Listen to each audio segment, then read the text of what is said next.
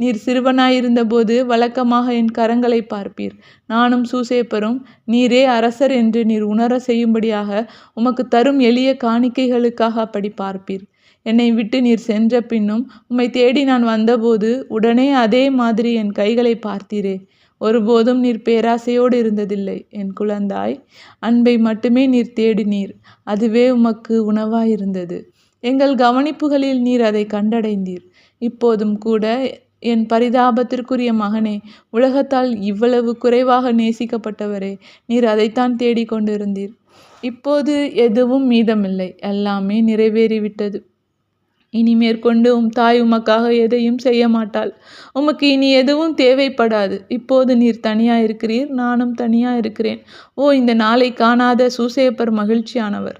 நானும் இதை ஒருபோதும் காணாதிருந்திருக்க வேண்டுமென விரும்புகிறேன். ஆனால் நான் அப்படி இந்த நாளை காணாதிருந்தால் ஏழை தாயை காணும் இந்த ஆறுதல் முதலாய் உமக்கு கிடைத்திருக்காதே. ஓ, இப்போது கல்லறையில் நீர் தன்னந்தனியாய் இருப்பது போலவே சிலுவையின் மீதும் நீர் தனியாய் இருந்திருப்பீரே. உமது காயங்கள் மட்டும்தான் உம்மோடு இருந்திருக்கும். ஓ சர்வேசுரா, சர்வேசுரா, உமது திருச்சுதன் என் குமாரன் எத்தனை காயங்களை கொண்டிருக்கிறார்.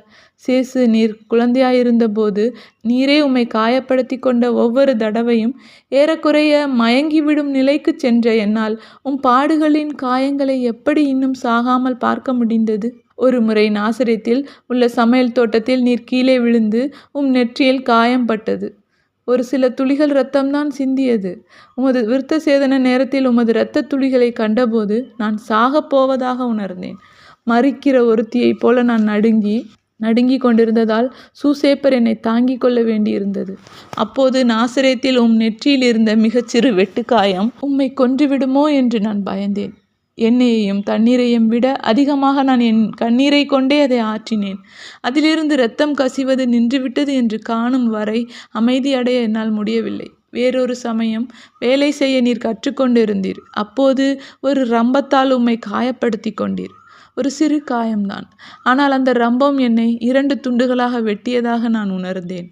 6 நாட்களுக்கு பிறகு கரம் குணமாகிவிட்டதை காணும் வரை எனக்கு இளைப்பாற்றி இல்லாது போயிற்று. இப்போது உமது கரங்களும் பாதங்களும் விழாவும் பிளக்கப்பட்டுள்ளன. யாரும் உமக்கு எந்த சிகிச்சையும் ஆறுதலும் தரவில்லை.